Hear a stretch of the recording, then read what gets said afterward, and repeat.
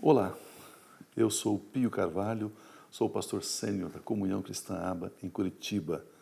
É uma alegria muito grande poder estar falando com você e encorajá-lo e convidá-lo a assistir, acompanhar esse vídeo, essa mensagem que com certeza vai edificar o seu coração, vai edificar a sua vida.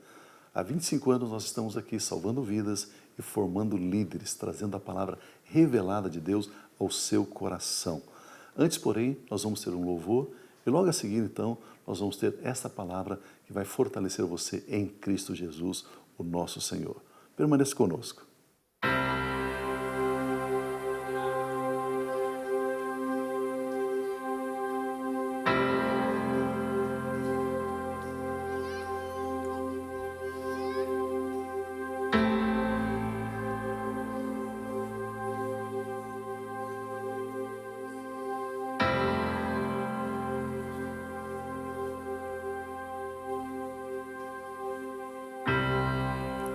Minha esperança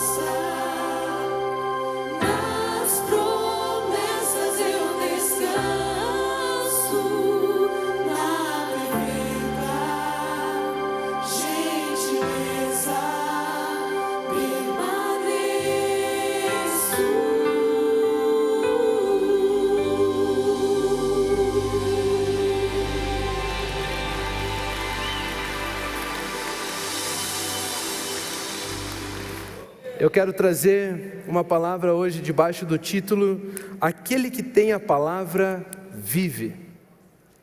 Aquele que tem a palavra vive, e para isso eu quero começar lendo uma história, um pequeno pedaço de uma história que está em Atos 8, dos versículos 18 ao 20, que diz assim: Vendo Simão que o Espírito era dado com a imposição das mãos dos apóstolos, ofereceu-lhes dinheiro e disse: Dê-me também este poder, para que a pessoa sobre quem eu puser as mãos receba o Espírito Santo. Pedro respondeu: Pereça com você o seu dinheiro. Você pensa que pode comprar o dom de Deus com dinheiro? O primeiro pensamento que eu quero trazer para você é o seguinte: ei, seu dinheiro não compra Deus. Seu dinheiro não compra Deus. Dinheiro é resultado do esforço humano, no sistema humano. Dinheiro nós consideramos como resultado daquela produção que nós fizemos no nosso próprio esforço, e no final do mês recebemos um dinheiro, recebemos algo porque vendemos, recebemos dinheiro. Dinheiro então para nós simboliza o resultado do nosso próprio esforço. Eu quero dizer para você, Deus não está à venda. Não tem como você usar do seu esforço para comprar algo de Deus. Não tem como você jejuar, ser bom o suficiente, ser devoto a Deus o suficiente para você comprar algo dele. Ele não está à venda, ele não se vende pelo seu esforço. Ou seja, não existe nada que você possa fazer que vai fazer com que Deus faça algo por você. É assim que funciona. Deus não está à venda. Deus não se compra, Deus se recebe. Nós precisamos entender isso. Nós precisamos entender que Deus é maior do que o dinheiro. Deus é maior do que o seu próprio esforço. E um dos pensamentos que nós temos que entender então é que o maior contém o menor. Não é que dinheiro é uma coisa ruim, mas o maior contém o menor. Não tem como você falar de morte sem falar de vida, não é verdade? E não tem como você falar de ressurreição sem falar de morte e vida. O maior contém o menor. Se você quiser falar de morte, automaticamente está incluído no seu assunto, na sua mensagem, vida. Se você for falar de ressurreição, automaticamente está incluída a ideia de que alguém viveu, morreu e vai ressuscitar, ou ressuscitou. Não é assim? Então o maior inclui o menor. Então Deus é maior e todas as outras coisas se encontram nele. Todas as outras coisas são menores do que ele. No nosso dia a dia, quando você se sente aflito pela rotina, pelo dia a dia, pelas coisas que estão acontecendo, e você vê que de tanto você trabalhar, isso parece grande demais, talvez nunca aconteça, isso significa que você tem que fazer uma pausa e voltar a olhar os seus objetivos. Porque os objetivos são maiores do que a sua rotina. Lembre-se do porquê você está fazendo as coisas e as coisas se tornam menos cansativas. Então você precisa entender que aquilo que é maior contém o menor. Se você está passando por essa aflição, essa angústia da sua rotina cotidiana, do seu dia a dia, das pequenas tarefas, foque um pouco também no seu objetivo, aonde aquelas tarefas vão levar você. E então você vai entender que o maior contém o menor. Deus é quem contém o dinheiro, e não o dinheiro vai comprar algo de Deus para você. Deus é quem contém o seu trabalho, e não o seu trabalho vai comprar algo de Deus. Deus é maior, foque naquilo que é maior. Foque naquilo que é maior. Eu pedi para eles trazerem aqui esse flip chart. Eu quero fazer um desenho aqui, para vocês entenderem uma coisa, uma pequena ilustração. Eu estou jogando várias ideias aqui no começo, para a gente ter uma base para a mensagem. Eu já vou entrar na história bíblica, eu já vou entrar nos versículos aqui que vocês gostam tanto das historinhas. Mas primeiro deixa eu colocar essa base para vocês. Todo ser humano foi feito para viver uma vida horizontal. Todo ser humano foi feito para viver uma vida na horizontal. Você nasceu aqui um bebezinho. Vou colocar a fralda aqui, né? Você nasceu aqui um bebezinho, dá para ver lá no telão? Dá, né? Você nasceu um bebezinho para você viver uma vida horizontal. Você cresceu um pouco, continua usando fralda, e você está sendo educado pelas pessoas e pelo sistema do mundo a como viver no sistema deste mundo. Você está sendo educado no seu comportamento a como viver no sistema deste mundo. Você cresce mais um pouco e você começa a se formar no sistema desse mundo. Você começa a ser um especialista no sistema desse mundo. Só que todo mundo descobre, em algum período da sua vida, que o máximo do seu esforço é limitado. De que nós precisamos ter um relacionamento com algo maior do que nós mesmos. Que nós precisamos encontrar algo que transcende essa realidade natural. Todas as pessoas entram em contato com essa realidade um dia. Eu preciso de algo maior. Eu sozinho não sou suficiente. E as pessoas então elas buscam um relacionamento vertical. Não importa com o Deus que seja, com o Deus que exista, né? Com as religiões que existem, todo mundo passa uma hora a buscar respostas que elas não encontram nessa vida horizontal em um ser diferente, em um ser de um sistema diferente. Não importa qual seja a religião.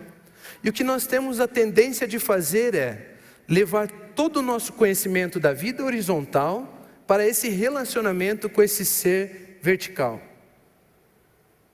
E todas as religiões do mundo, elas trabalham dessa forma. Você pega o seu desempenho da vida horizontal e oferece para um Deus, para que você tenha habilidade e relacionamento em uma vida vertical. Ou seja, a religião ela nos ensina a sustentar o nosso relacionamento com Deus de acordo com as nossas obras terrenas. Isso faz sentido para nós, não faz? Se você quiser estabelecer um pilar nesse lugar, você faz um buraco no chão e é a vida horizontal quem sustenta esse pilar, não é verdade? Não é assim que funciona uma construção? E aqui é a mesma coisa. O que nós precisamos entender é que Jesus Cristo ele foi pendurado no madeiro. E ele criou então um novo estilo de vida horizontal para nós. Ele estabeleceu um novo padrão de vida horizontal para nós. Não uma vida onde a nossa vida horizontal sustenta a nossa vida vertical, mas onde a nossa vida de relacionamento com Deus sustenta a nossa vida horizontal. Não existe reinado sem sacerdócio. Não é rei que escolhe sacerdote, é sacerdote que unge rei. Você vai se dar muito bem na sua vida profissional, no seu desempenho profissional, na sua vida familiar, quando você entender que todas essas coisas devem estar baseadas no seu relacionamento com Deus e não o seu relacionamento com Deus baseado na sua vida horizontal. Vocês entendem isso? Então, não existe reinado sem sacerdócio. Você precisa ter um relacionamento com Deus que sustente a sua vida horizontal. Só que essa vida horizontal que Ele nos dá é diferente do padrão de vida horizontal em qual nós nascemos. Vocês entendem isso? Existe um padrão celestial e existe um padrão terreno. Essa é a diferença. Existe diferença entre essas duas coisas. Então Jesus ele veio e estabeleceu um novo padrão de vida também para nós vivermos aqui na terra. É por isso que eu li a história de Simão, o mago. Olha só, Simão o mago, ele era uma pessoa que na cidade dele ele era muito respeitado pelas pessoas. Ele fazia alguns trabalhos e as pessoas eram beneficiadas por esse trabalho e elas pagavam para ele fazer esse trabalho. Simão era o cara que colocava no poste assim: faço amarrações do amor. Essa era a profissão de Simão. E as pessoas pagavam para ele, ele fazia o que fazia, aquilo trazia certo resultado, porque ele lidava com o mundo espiritual. E aquelas coisas aconteciam e ele fazia isso em troca de dinheiro. De repente aparece na cidade de Simão um homem chamado Filipe. Filipe era um cristão. Filipe era um daqueles que foi escolhido para servir as mesas, pela igreja para servir a mesa, para fazer distribuição dos alimentos entre as viúvas. Filipe era um cristão. Quando aconteceu a perseguição da igreja, Filipe saiu de Jerusalém e foi para Samaria, lugar onde Simão estava.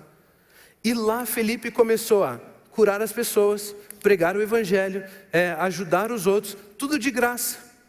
O que aconteceu com o negócio de Simão? Faliu. Existia alguém que estava abençoando as pessoas, isso de graça, não cobrava nada em troca. Imagine, você tinha que pagar uma grande quantia de dinheiro para Simão fazer um trabalho por você, para você poder receber algo que talvez funcionasse. Agora vinha Filipe com uma mensagem que era verdadeira, transformava de fato e de graça. O negócio de Simão faliu. E Simão ficou pensando, como é que eu vou fazer para que o meu negócio volte a dar lucro? Quando ele viu Pedro e João, os apóstolos, impondo as mãos sobre as pessoas, e as pessoas recebiam o Espírito Santo, recebiam o mesmo poder que Filipe tinha para executar tudo aquilo que Filipe executava, ele falou, vou oferecer dinheiro, eu compro o Espírito Santo, e aí eu passo a ter sucesso no meu negócio de novo. Eu passo a vender cura, eu passo a vender... amarrações do amor, eu passo a vender todas essas coisas de novo e passo a lucrar, meu negócio volta a funcionar. Quando ele dá essa opção para Pedro, Pedro fala, ei, pereça com você o seu dinheiro, não se compra as coisas de Deus.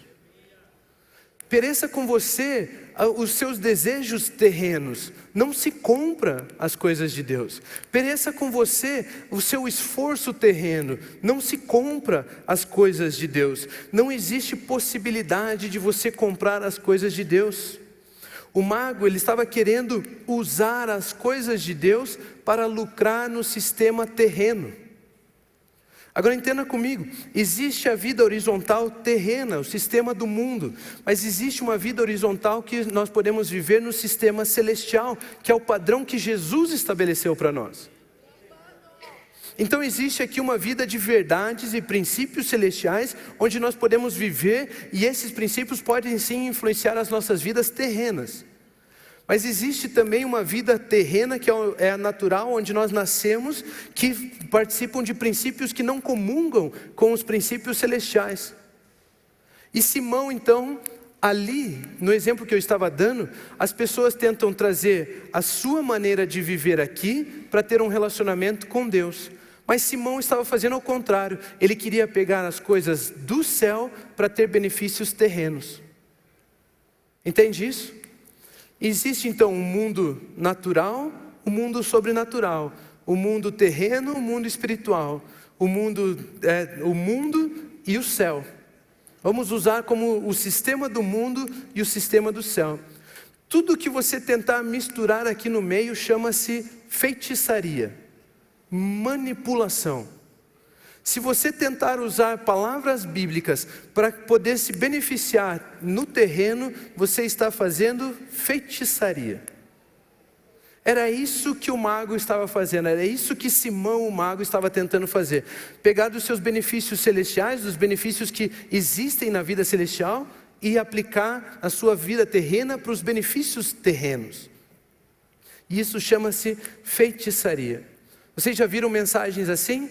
Onde pessoas elas pegam versículos aqui, tentam aplicar para que você na sua alma se comova no sistema terreno.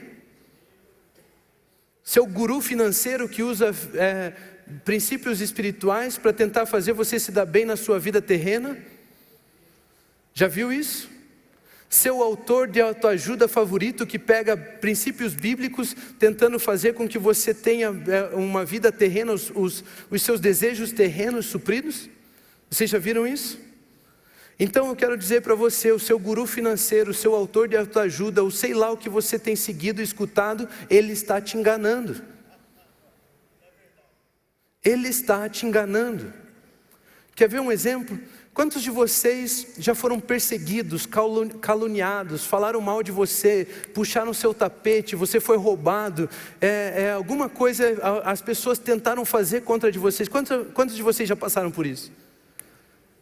E não gera em você uma angústia, uma raiva, não gera em você uma ansiedade de fazer justiça, vamos falar assim, no termo totalmente errado da palavra justiça, mas não existe em nós uma...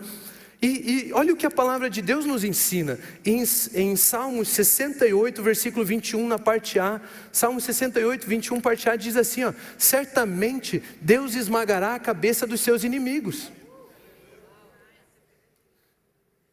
Certamente Deus esmagará a cabeça dos seus inimigos. E você, por estar passando por esse processo terreno, onde as pessoas estão se levantando com você, se alguém lê esse versículo fora do contexto para você, você grita aleluia, glória a Deus, porque você quer que a pessoa seja esmagada. Mas isso é feitiçaria.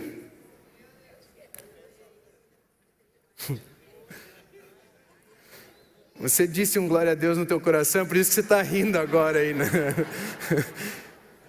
Isso está errado.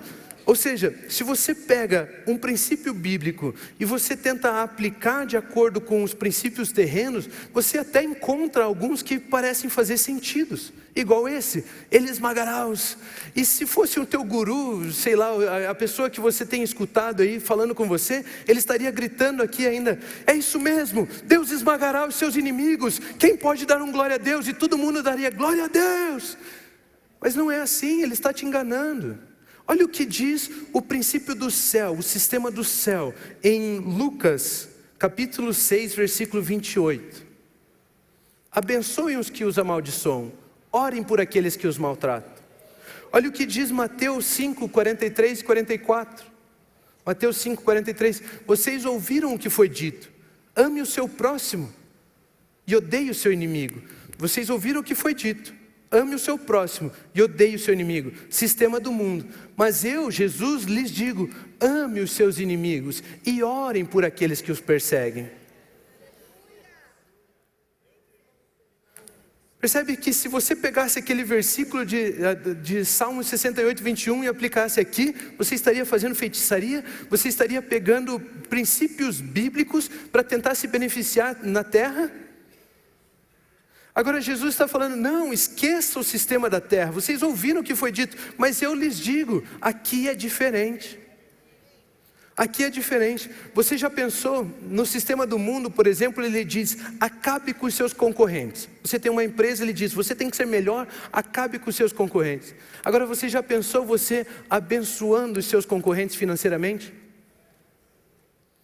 Você já pensou você falando palavras de vida para aqueles que falaram mal de você? Você já pensou você sendo generoso com aqueles que te roubaram? Esse é o sistema do céu. Esqueça o sistema do mundo. Você perdoando aqueles que puxaram o seu tapete. Queridos, tem muita gente querendo usar a graça de Deus para as coisas terrenas, enquanto Deus está nos ensinando que a graça nos permite viver coisas celestiais.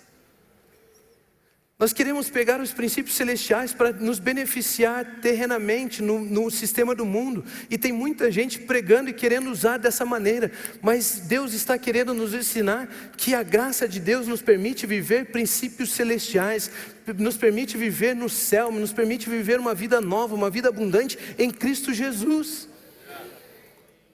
Nós temos que focar no sistema do céu e não no sistema do mundo. A diferença é que, se você quiser viver no padrão do céu, você precisa estar preparado para algumas loucuras, porque é totalmente diferente do que o sistema terreno. Você vai passar por momentos e situações totalmente diferentes, que te tiram da zona de conforto. Eu quero usar 3 histórias que Pedro e Jesus tiveram juntos. É Jesus ensinando Pedro a pescar. 3 histórias onde Jesus estava ensinando Pedro a pescar. E eu quero tirar alguns princípios daqui sobre como é trabalhar, como é viver no sistema do céu, né? Com Jesus ensinando Pedro a pescar. Primeira loucura naqueles dias era pescar de dia. Na época de Pedro, na região de Pedro, no lugar onde Pedro pescava, se pescava à noite.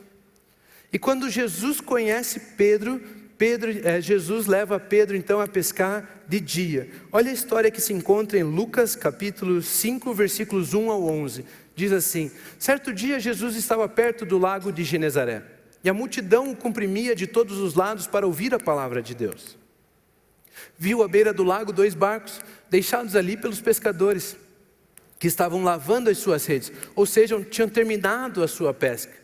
Entrou num dos barcos, o que pertencia a Simão, e pediu-lhe que o afastasse um pouco da praia. Simão Pedro.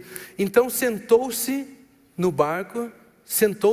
e do barco ensinava o povo. Tendo acabado de falar, disse a Simão: vá para onde as águas são mais fundas, e a todos lancem as redes para a pesca.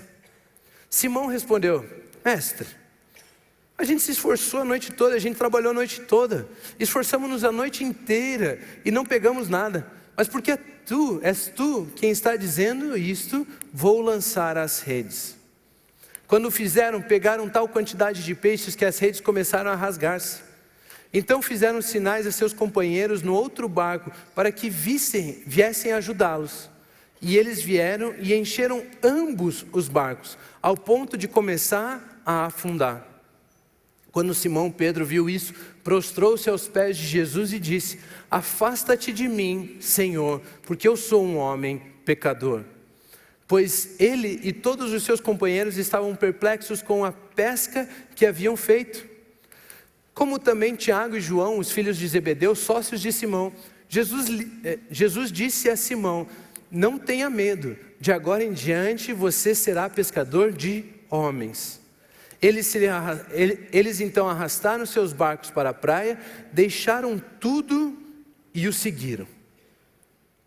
Não existe nada mais angustiante na vida humana, na vida da humanidade, do que depender do seu próprio esforço. Do que achar que aquilo que você faz define quem você é. Não existe nada mais triste, nada mais machuca a humanidade do que depender do seu próprio esforço, cobrar os resultados de você mesmo. Você acorda todo dia querendo lutar, você acorda todo dia querendo fazer, porque enquanto você não fizer e não bater aquela meta, não terminar aquele negócio, não fizer aquilo, você não vai ser aquilo que você acha que vai ser, só depois que fizer aquilo. Não existe nada mais angustiante do que isso. Não existe nada que machuca mais a humanidade do que ter que depender do seu esforço para trazer resultado. Todos passam por isso.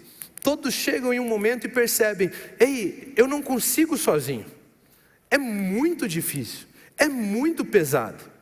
Pedro, com certeza não estava feliz quando estava falando com Jesus naquela hora ali. Pedro com certeza olhou para ele e falou: ei, a gente está pescando a noite inteira. Não, aqui não tem peixe, não deu certo. Você já passou por isso? Você acordou de manhã e você tinha se planejado para fazer tal coisa naquele dia. De repente você chega na tua empresa, chega teus filhos, chega alguém, chega alguma coisa, e aquilo cobra tanto de você. Eles precisam tanto de você, você passa tanto tempo decidindo e fazendo as coisas pelos outros, que você acaba não fazendo aquilo que você queria fazer. Você já passou por isso? E de repente você ficou irritado, porque você pensa: se eu tivesse feito hoje, eu já teria avançado, mas os outros estão me impedindo de avançar e ser quem eu gostaria de ser. Sabe quando você se pega nessa irritação, de eu queria ter feito, mas não consegui porque os outros me impediram? Ou então você trabalhou um tempão, e o resultado que você esperava não foi o resultado que aconteceu, e você fica pensando: nossa, que perda de tempo. Nossa, eu trabalhei tudo isso e não consegui aquilo que eu queria. E você se coloca assim: ei, perdi tempo. Você já passou por isso? Isso significa que a gente confia demais em nós mesmos. Se você passa por isso constantemente, significa que você está buscando os resultados do seu próprio trabalho, da sua própria força. E nós confiamos demais em nós mesmos. É por isso que a gente passa por isso. Porque a gente acha que, porque eu não pude fazer, eu não vou chegar aonde eu queria chegar. Mas se você descansa em Deus, se você recebe uma palavra de Deus, se você tem o descanso em Deus, você não se preocupa mais com essas coisas. Pedro disse: pescamos a noite toda. Quando você não consegue fazer algo, isso te dá raiva, mas quando mesmo assim você consegue descansar, é porque você sabe que você é limitado, mas Deus está no controle. Depois da palavra de Jesus, Pedro descansou em seu serviço. Como assim? Descansar não é deixar de trabalhar. Descansar é trabalhar com a certeza do resultado. Pedro, ele descansou na pesca. Ele falou: já que é você que está dizendo, eu vou pescar de novo. Mesmo que esteja fora de todos os padrões de pesca do mundo, eu vou fazer de novo. Porque agora eu sei que eu tenho uma palavra de Deus. E eu sei que o resultado não depende mais do meu esforço, da minha habilidade, da minha capacidade, mas o resultado quem garante é Deus. Se Ele deu uma palavra, Ele vai fazer com que essa palavra se cumpra. Ele vai fazer com que isso se torne realidade. Então você, quando tem uma palavra de Deus a seu respeito, você descansa. Para de trabalhar? Não. Você trabalha com a certeza de que aquilo que Deus prometeu sobre a sua vida irá se cumprir. Isso é descanso. Isso é descanso.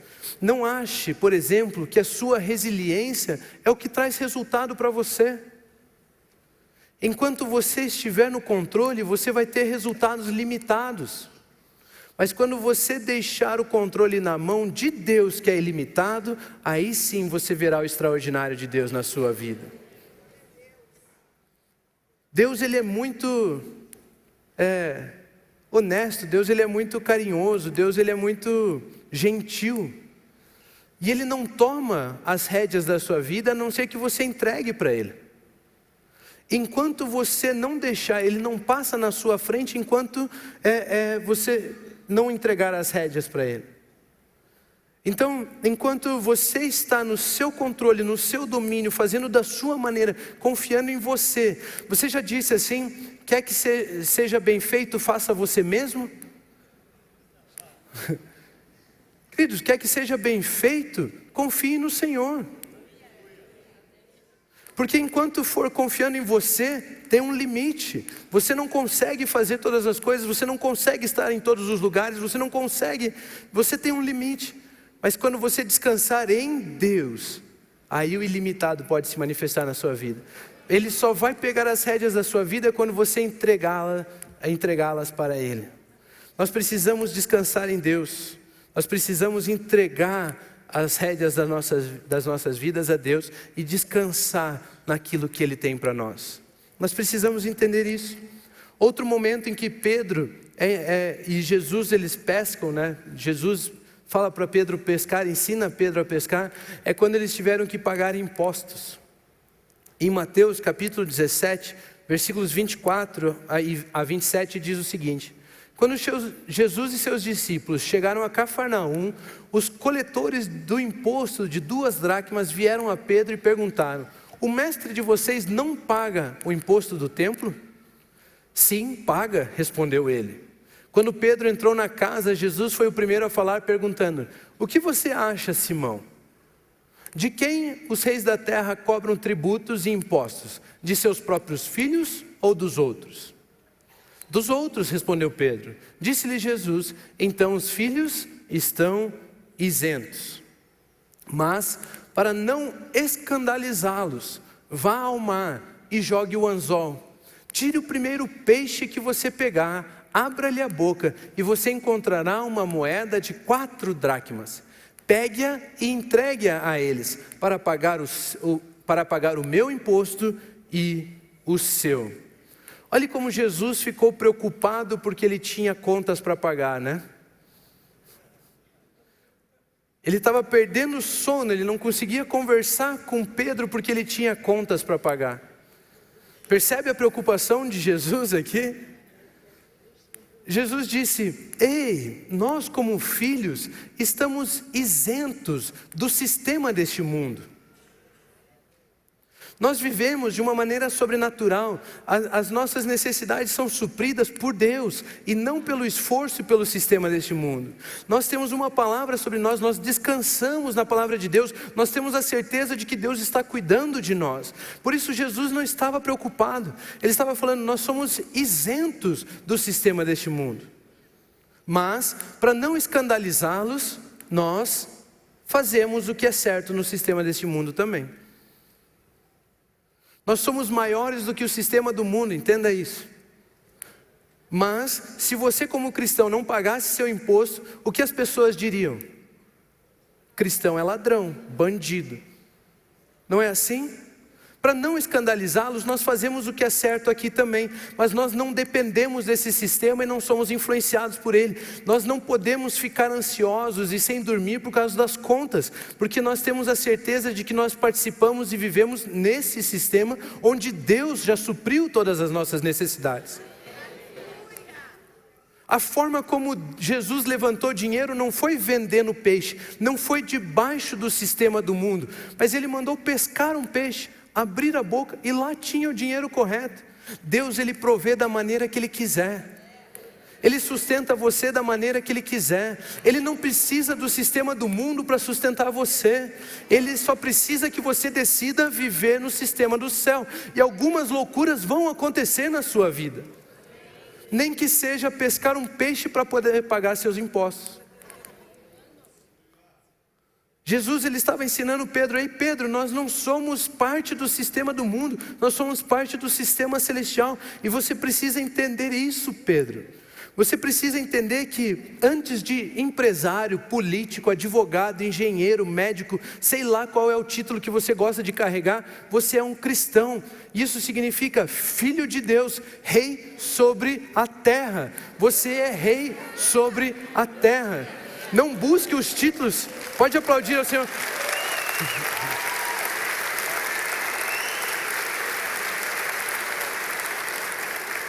Nós confiamos demais nos títulos que o sistema do mundo pode nos dar.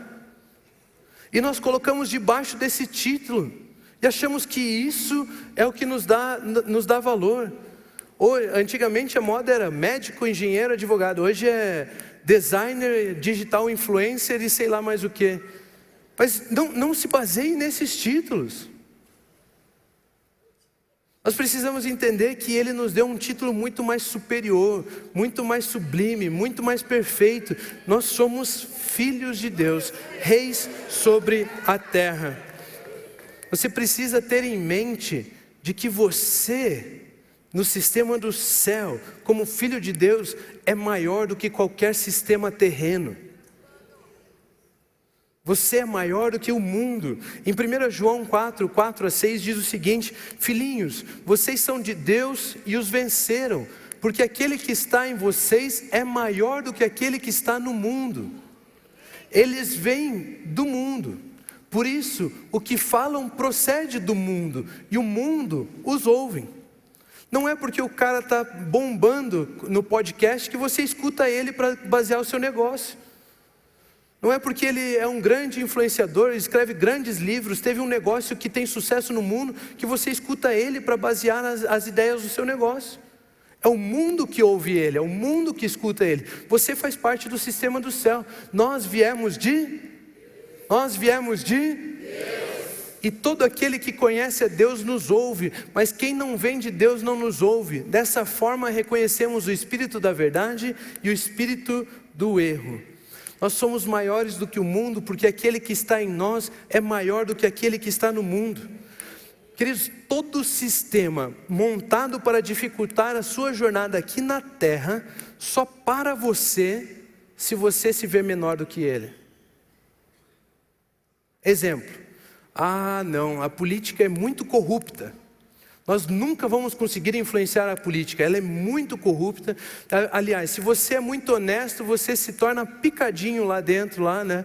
As pessoas fazem o que quiserem de você lá, porque ou você se corrompe, ou você não tem vez na política. Quem é que pensa assim? Quem tem a mente pequena. Quem se vê menor do que o sistema que o mundo oferece. É assim, as pessoas então elas pensam, não, isso é muito grande para nós, a política é maior do que nós, por isso não tem jeito. Mas se você é filho de Deus, não existe nada maior do que você, por isso você influencia. Se eu colocasse aqui na frente um cachorrinho, um Lulu da Pomerânia, pequenininho, fofinho, né? Qualquer um de vocês, manda ele sair, manda ele entrar, passa a mão, faz o que quer, porque você vê o Lulu da Pomerânia como algo menor do que você, não é verdade? Agora, se eu trouxesse um tigre aqui, nem sentado aí você permanecia, porque você não vê domínio seu sobre o tigre. Você acha que ele é maior do que você, mais poderoso do que você, é ele quem exerce influência em você. E nós, muitas vezes, nós vemos algumas coisas do sistema do mundo como o tigre, e não como o Lulu da Pomerânia. Só que o mundo é como o Lulu da Pomerânia, é inofensivo. Ele é muito menor do que você, é você quem decide quem vai e quem fica, o que acontece e o que não acontece. Nós somos os filhos de Deus, nós viemos de Deus. Nós precisamos ter essa consciência. Uma coisa que me surpreende nesse texto é que tem o espírito do mundo e o espírito do céu, e um não comunica com o outro. Por isso eu quero dizer, pare de escutar os especialistas deste mundo. Não vai trazer benefício nenhum para você. Acorde de manhã e de vez ligar lá no jornal, na rádio, enquanto você vai para o trabalho, escute a palavra de Deus. Escute essa mensagem de novo a semana toda. Escute a Bíblia, escute a palavra de Deus, escute, porque o que eles dizem não muda em nada a sua vida. Se você ficar 10 anos sem ver jornal, você vai ver que você continua vivendo bem. Você não precisa das notícias deles, você não precisa. É você quem está influenciando aquele mundo, e não esse mundo quem influencia você. Mas quanto mais tempo você gasta sendo influenciado por aquilo, menor você se vê. E quanto mais tempo você se passa baseado na palavra de Deus, escutando o que Deus pensa a seu respeito, maior você se vê. Se fosse para escutarmos os especialistas deste mundo, um velho chamado Abraão jamais iniciaria toda uma nação. Um velho chamado Moisés ia morrer à beira do Mar Vermelho, porque ele jamais levantaria um cajado para abrir o mar. 2 jovens como Daniel e José nunca seriam encarregados das coisas do rei, porque eles confiavam mais na oração do que na sua capacidade própria. Nunca aconteceria isso. Mas eles confiavam na palavra de Deus, eles descansavam na palavra de Deus, a ponto de influenciar esse mundo terreno. Olha o que a Bíblia diz sobre esses homens em Hebreus 11, 16 e depois do 32 ao 38. Em vez disso, eles esperavam uma pátria melhor. Isto é, a pátria celestial. Aqueles homens que eu citei, esses homens que ele fala sobre, eles esperavam uma pátria celestial. Eu e você, nós estamos nas regiões celestes. Nós somos da pátria celestial. Nós já vivemos no princípio celestial. Eles esperavam um lugar melhor, uma pátria celestial. Por essa razão, Deus não se envergonha de ser chamado o Deus deles. Ele lhes preparou de fato uma cidade.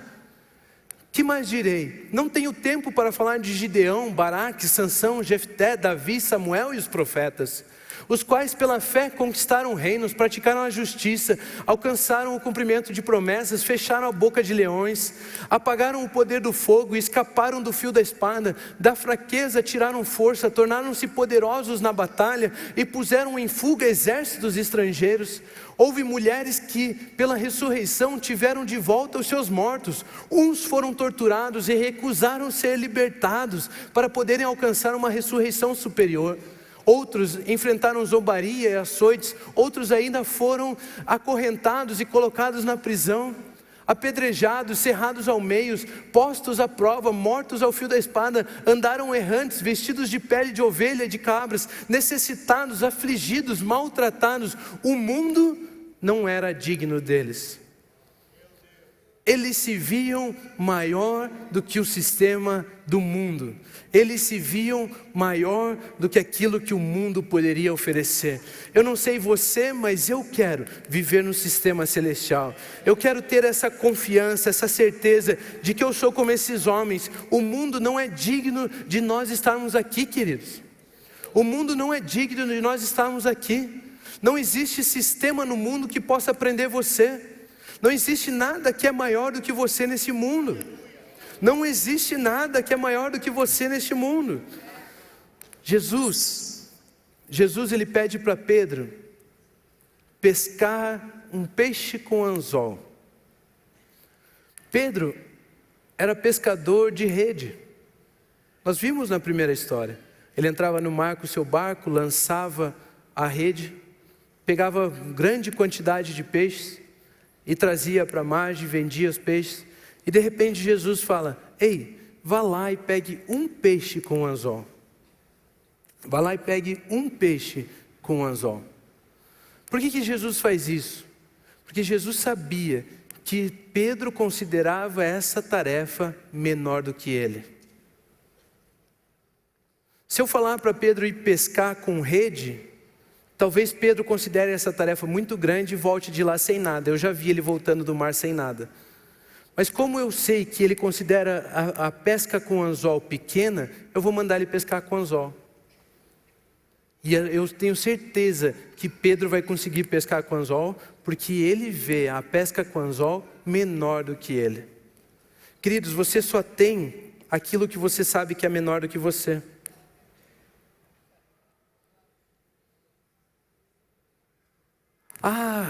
Meu sonho era ter uma casa grande, era ter dinheiro, era ter alguma coisa assim. Você não tem porque você considera isso um sonho, não considera isso menor do que você. Você acha que isso está muito longe, vai ser muito difícil de alcançar no seu meio limitado, no seu próprio esforço. Você não se vê maior do que isso. Mas você só tem aquilo que você considera menor do que você. Queridos, você quer andar em ruas de ouro? Tira o dinheiro da sua cabeça e coloca debaixo dos seus pés.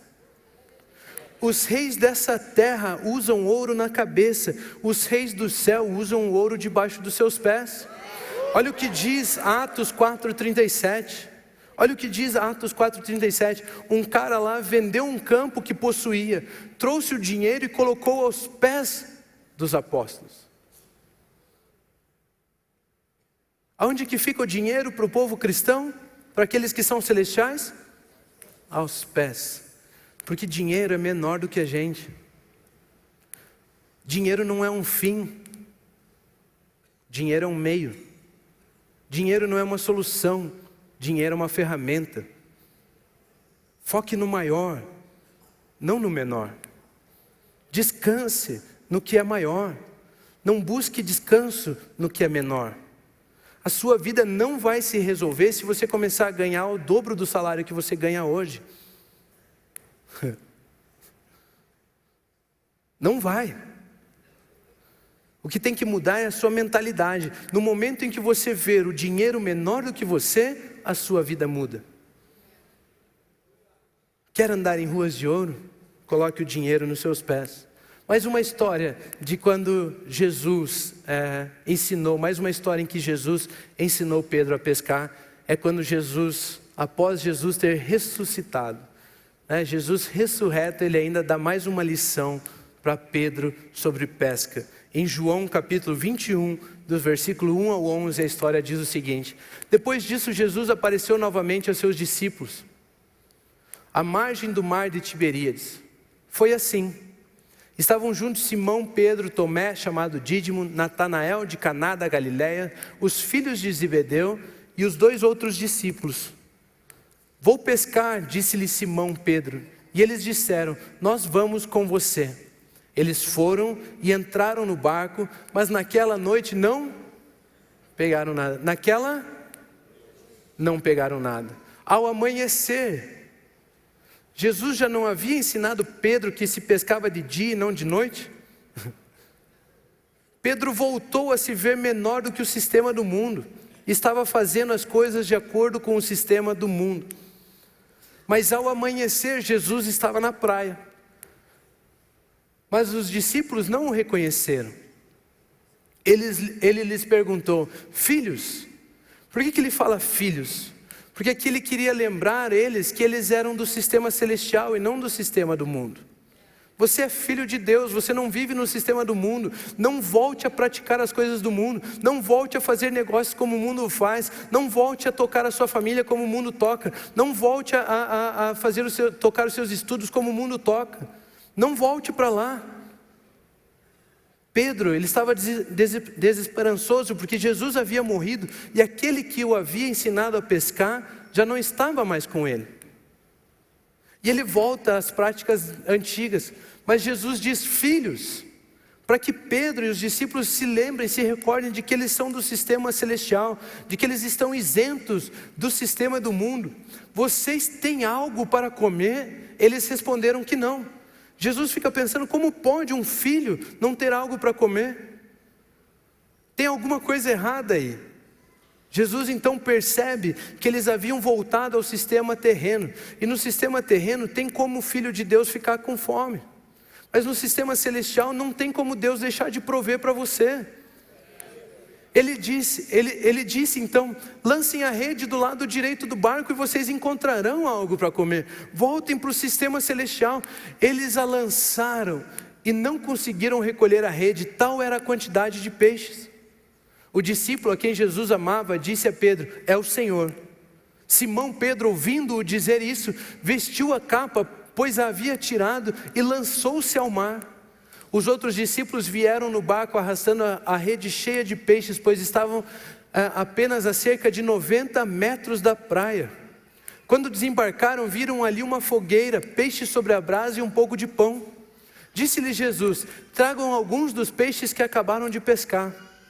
Simão Pedro entrou no barco e arrastou a rede para a praia. Ela estava cheia, tinha 153 grandes peixes. Você sabe por que 153 grandes peixes? Eu também não sei, depois você me explica. Estava cheia de 153 grandes peixes. Continua o versículo. Embora houvessem tantos peixes, a rede não se rompeu. E aqui acaba a história. Jesus então estava ensinando novamente Pedro a pescar. Ele estava lembrando: Pedro, volte a viver no sistema dos céus. Se lembre que você é maior do que o sistema do mundo.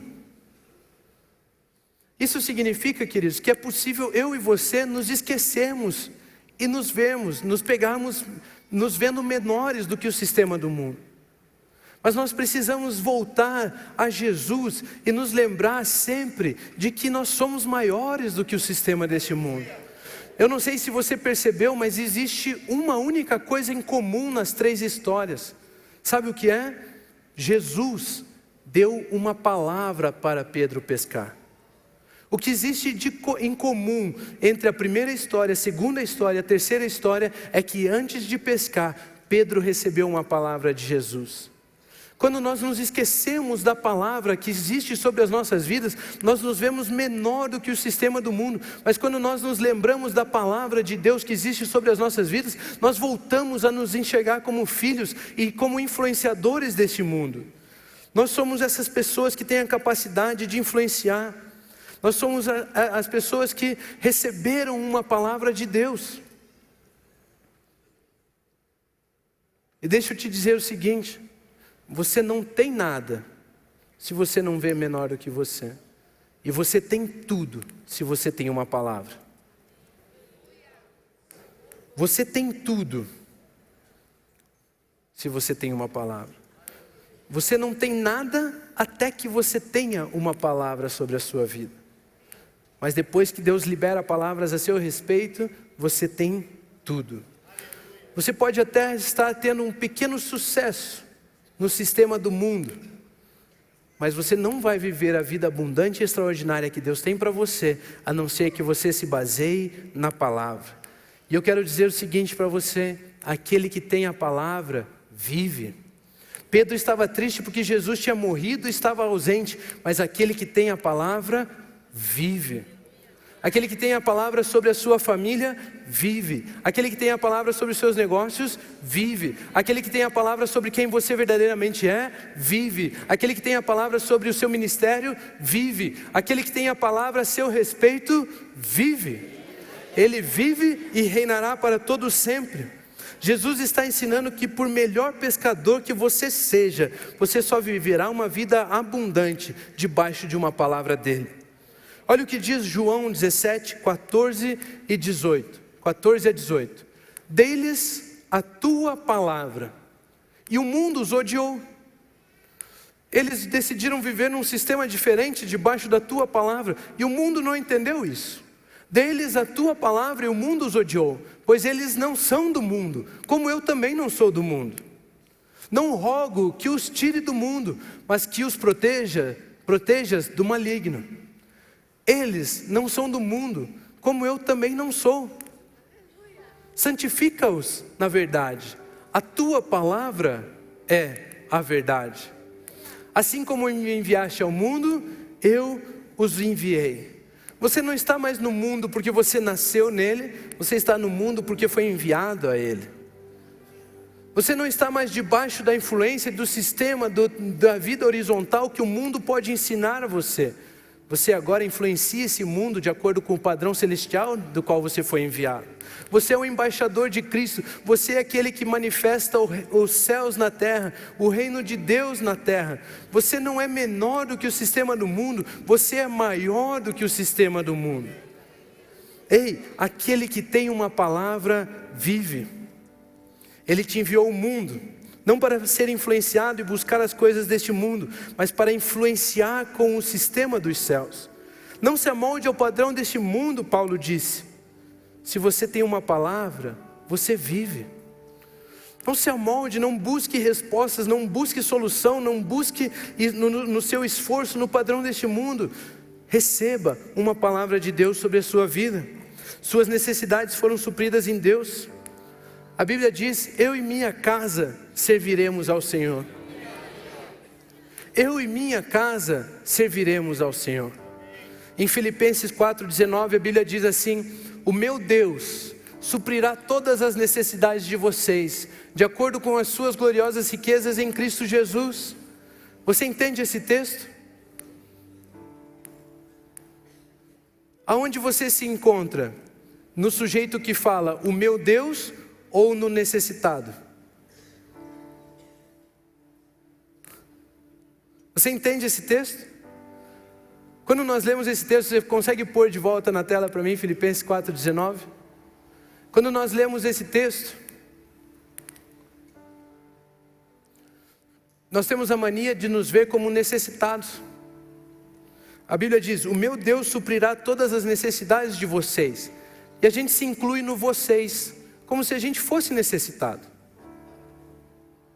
Mas Paulo, ele não se incluía no vocês. Paulo se incluía na pessoa que estava falando, transmitindo a mensagem, dizendo, o meu Deus suprirá a necessidade de vocês, porque eu não sou mais necessitado.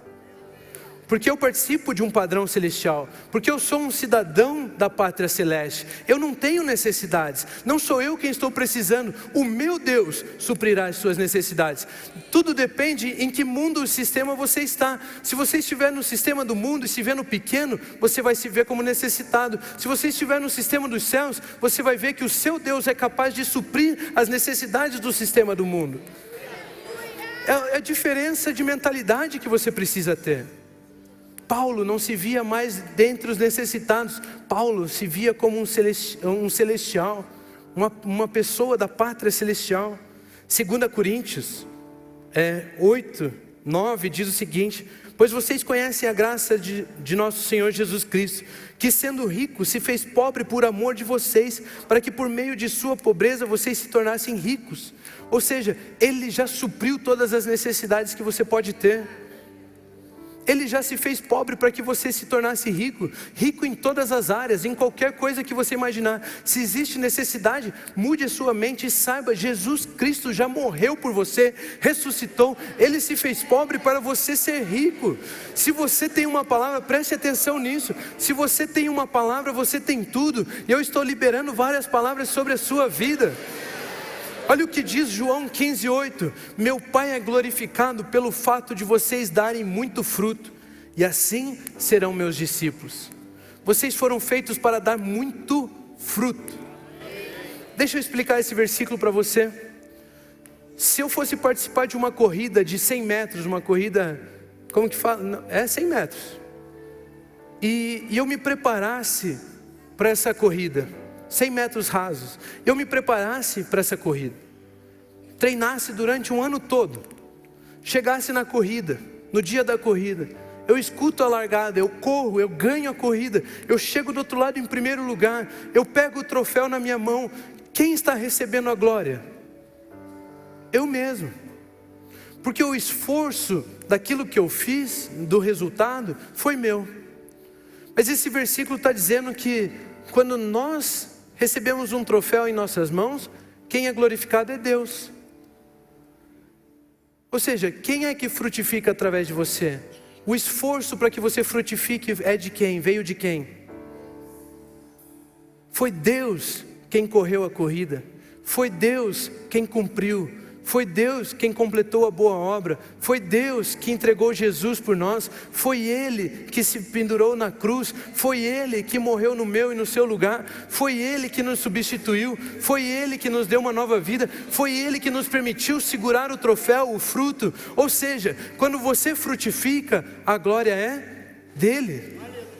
Queridos, entregue as rédeas da sua vida nas mãos de Deus, descanse numa palavra que existe sobre a sua vida, porque aquele que vive, aquele que tem uma palavra, vive, aquele que tem a palavra vive. Jesus, que é aquela pessoa que tem uma palavra a seu respeito, está vivo. E se você receber as palavras dele a seu respeito, você também terá vida, você dará muito fruto, você glorificará o Pai, você será excelente em tudo que faz, você será uma pessoa que tudo que toca prospera, aonde você colocar a planta dos seus pés será seu por herança. Isso são palavras a seu respeito. Nós devemos basear as nossas vidas no sistema dos céus, basear as nossas vidas de acordo com a palavra de Deus, e nós viveremos o ilimitado, o extraordinário de Deus. Essa é uma palavra para você, essa é uma palavra para mim. Continuem abençoados.